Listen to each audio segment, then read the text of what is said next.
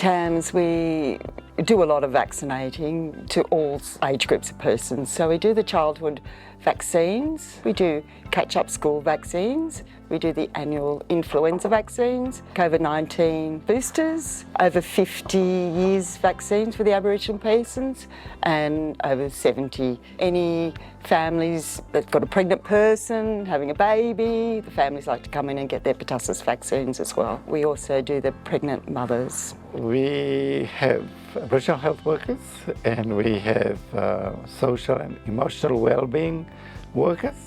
So we get people talking. So education is the most important tool in any field.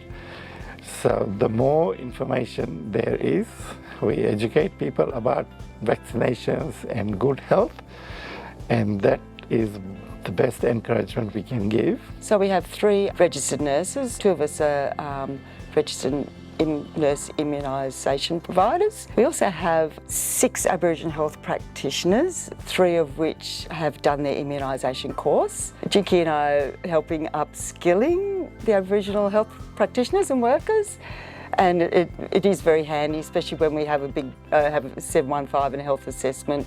They can come in and help us with the measurements, help get the vaccines together. Just a little bit of help from them, maybe because they're more comfortable in their own community, but because we sort of try to help them out to feel welcome as well. Like we're here to help.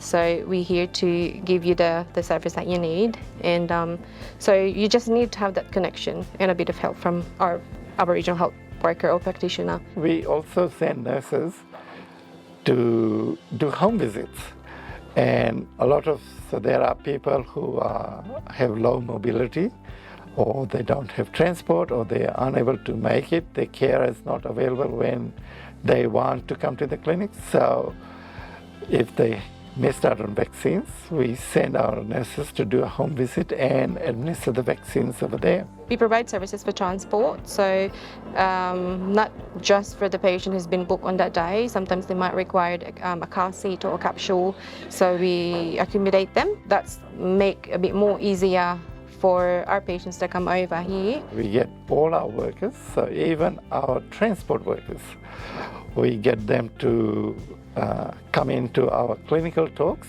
and when it's appropriate, we give them the information, and they have at least some basic information on what sort of things we do and why we do it. We do a little bit of outreach here from TAMS. We do have Service Gunnedah. They haven't had a doctor there for a few years, so we send a doctor from TAMS, and we have an Aboriginal health worker there, and we prepare the vaccines, and we've got a lovely portable vaccine fridge that we take. We also service Nundle, which hasn't had a doctor for years, and a lot of the Aboriginal community elders have sort of come on board asking TAMS if we could service their community. So now we go there once a fortnight. We service or try to capture the little villages on the way. So there's a little place, Woolaman and Dungao, and they've got schools there, and we invite the community to come to the schools to get vaccinated. One time in between schools, we dropped off at the local pub for lunch, as you do. We'd ordered lunch and we couldn't find Jickie for ages and ages, and we went to finally find her, and she's in vaccinating the chef, the barman, and everybody she could find that was in the pub. It was very funny, and she did a good job. After we done the vaccination in that school, a couple of people around in one of the pub that we had lunch, and yeah, some of them from Dubbo, we give them the immunisation due for work, and then they said they're quite happy. So we just give them the form, sign it up, and we give them the vaccine. It is a good day out actually for everybody. Plus helping the community, you actually feel like you made a difference at the end of the day, which is actually quite nice. If you are healthy, you are able to work, you're able to study, you're able to provide for your family, and your family is also healthy in the long run. And vaccination is part of keeping that healthy body going.